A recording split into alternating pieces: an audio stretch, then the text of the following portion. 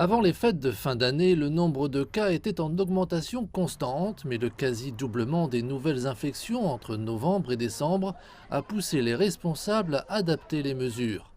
Un confinement de niveau 4 au cours duquel seuls les services essentiels tels que le personnel médical, de supermarchés, des mines, de maisons et de fermes sont autorisés à se présenter au travail débute dès ce mardi. Le principal problème est la façon dont on doit l'aborder et ce qui a probablement alimenté cette décision est que toutes nos structures d'admission adaptées au coronavirus étaient presque pleines à 100%.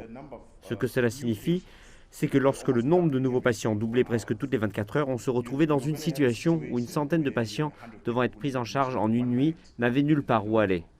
En dépit de la montée du nombre de cas, des centaines de personnes ignoraient toujours les directives de distanciation sociale dans cette file d'attente bancaire.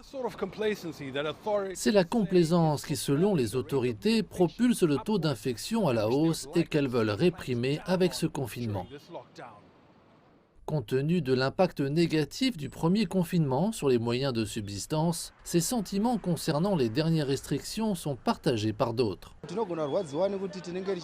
Certaines personnes sont mécontentes parce que le confinement affectera leurs revenus, mais c'est la seule façon de sauver des vies. 30 jours, c'est trop long. Nous devrions avoir un confinement de 14 jours, comme en Afrique du Sud, et être autorisés à travailler selon des recommandations strictes. Nous aurons du mal à acheter de la nourriture pour le reste du mois car nous avons dépensé tout notre argent pendant les fêtes.